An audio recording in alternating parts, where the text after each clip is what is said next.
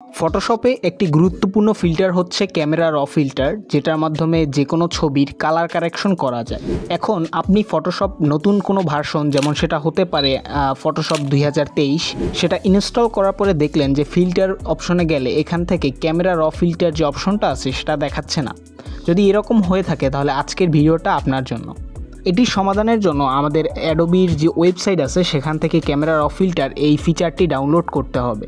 তো আমি আপনাদেরকে লিঙ্ক দিয়ে দিব, সেখান থেকে আপনারা যদি ক্লিক করেন তাহলে এই পেজটাতে চলে আসবে। তো এইটাতে আসার পরে একটু যদি নিচে যান তাহলে আপনারা দেখতে পাবেন যে এইখানে ক্যামেরা র ফিল্টার 16.5 ইনস্টলার একটা আছে এবং সেখানে দেখতে পাচ্ছেন ডাউনলোড লেটেস্ট ক্যামেরা র ফর উইন্ডোজ 64। আমি এইটাতে ক্লিক করে নিব। এটাতে ক্লিক করলে হচ্ছে আমি যেহেতু অলরেডি ডাউনলোড করেছি এজন্য এরকম দেখাচ্ছে। মোটামুটি 1 জিবির মতো একটা ফাইল, সেটা হচ্ছে ডাউনলোড হবে।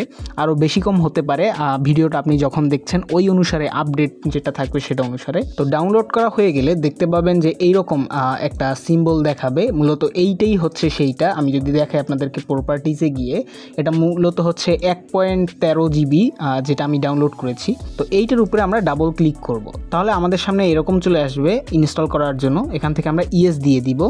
ইয়েস দিয়ে দেওয়ার পরে এরকম আসবে, এখান থেকে আই অ্যাকসেপ্ট দ্য এগ্রিমেন্ট এইটাতে ক্লিক করে এখান থেকে নেক্সটটা প্রেস করে দিব। তারপরে এখান থেকে ইনস্টলে আমরা ক্লিক করব। তাহলে হচ্ছে এইটা ইনস্টল হয়ে যাবে।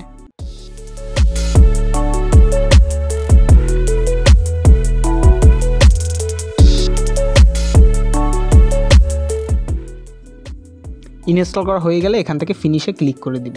তো এরপরে হচ্ছে আমরা যদি এখন এখানে ক্লিক করি তাহলে কিন্তু এখন এখানে শো করবে না, আমাদের হচ্ছে এটাকে কেটে দিতে হবে। এরপর হচ্ছে ফটোশপটা আবার ওপেন করতে হবে। তো আমি এখান থেকে ওপেন করে নিচ্ছি।